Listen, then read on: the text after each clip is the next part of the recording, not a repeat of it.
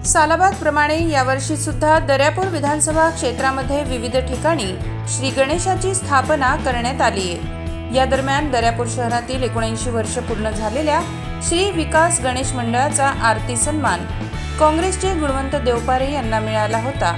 यावेळी काँग्रेसचे शहराध्यक्ष आतिश शिरभाते, अजय बद्रिया यासह विकास मंडळाचे अध्यक्ष उपाध्यक्षसह सर्व सदस्य बांधव उपस्थित होते। अंजनगाव तालुक्यात सुद्धा विविध गावांमध्ये गुणवंत देवपारे यांना श्री गणेशाची आरती करण्याचा मान मिळाला। या दरम्यान गुणवंत देवपारे यांनी तरुण युवकांना एक आवाहन केले आहे। दर्यापूर विधानसभा क्षेत्राचा विकास करायचा असेल तर आपल्याला या मतदारसंघामध्ये उद्योजक खेचून आणणे अत्यंत महत्त्वाचे आहे, कारण आज तरुण युवक मोठ्या प्रमाणात बेरोजगार आहेत। त्यामुळे मला जर या मतदारसंघात काम करण्याची संधी दिली तर मी दर्यापूर विधानसभा मतदारसंघात जास्तीत जास्त प्रमाणात उद्योग व्यवसाय खेचून आणेन व याचा पुरेपूर फायदा हा मतदारसंघातील तरुण युवकांना होऊ शकेल, जेणेकरून कुठलाही तरुण बेरोजगार राहणार नाही, असे आश्वासन गुणवंत देवपारे यांनी मतदारसंघातील तरुण युवकांना दिले आहे। पोरांचं दुखणं आहे आणि मला मुलांसाठी काम करायचं आहे। आज ग्रॅज्युएट झालेल्या मुलाच्या हाताला जिल्ह्याच्या ठिकाणी 10,000ची नोकरी मिळत नाही, तर मग तालुक्याच्या ठिकाणी कुठून मिळणार?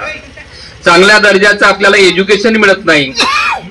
संविधानिक अधिकार आहे की आपल्याला फ्री एज्युकेशन मिळाला पाहिजे, फ्री हेल्थ सुविधा आपल्याला मिळाला पाहिजे, पण त्यावर आज लक्ष नाही। हे लक्ष केंद्रित करण्याकरता आणि आपल्या भागात इंडस्ट्रियल डेव्हलपमेंट कसं करता येईल याकरता माझी लढाई आहे। मला एक आमदार होऊन किंवा त्यामधून 2 पैसे मी कमावून माझा प्रपंच चालला पाहिजे याकरता माझी लढाई बिलकुल नाही, कारण माझी भूक ती आहे। आणि मी राजकारणात येण्याआधी सुद्धा माझी तीच तयारी होती गेल्या अनेक वर्षापासून का आमचा युवक तयार झाला पाहिजे, कारण युवकांसाठी मला काम करायचं आहे। आज अनेक प्रॉब्लेम आपल्या युवकांसमोर आहे, शेतीचे प्रॉब्लेम आहे, राजकारणाच्या वेळेस सर्वांनाच हे बोलावं लागतं, बोलल्या जातं, पण नेहमी आपली फसवणूक होतेच, कारण याला दोषी सुद्धा आपणच आहोत। राजकारणी माणसाला खोटे नाटे कमिटमेंट करूनच आपली निवडणूक लढावं लागते, जिंकून यावं लागते, पण हा पायंडा आपण दर्यापूरकर मतदारसंघातली सर्व नागरिक मोडून काढाल।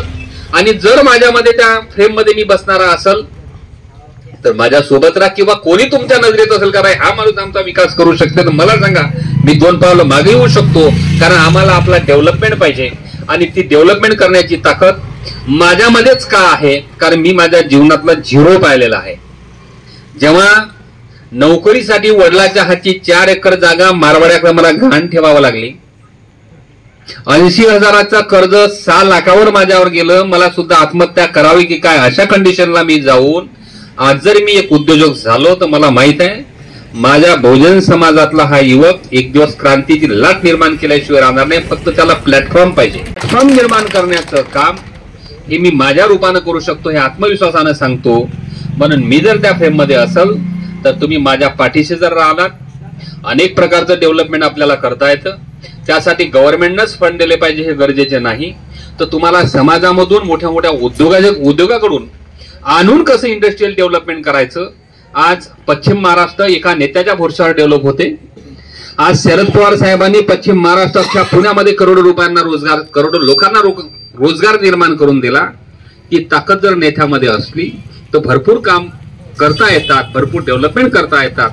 ती ताकद वाढवण्याकरता तुम्ही माझ्या पाठीशी उभे राहा ही अपेक्षा करतो।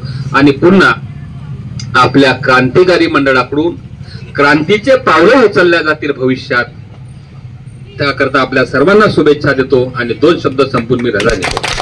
या संदर्भात तुम्हाला काय वाटते कमेंट करा, लाईक करा आणि शेअर करा। चॅनलला सबस्क्राईब करायला विसरू नका।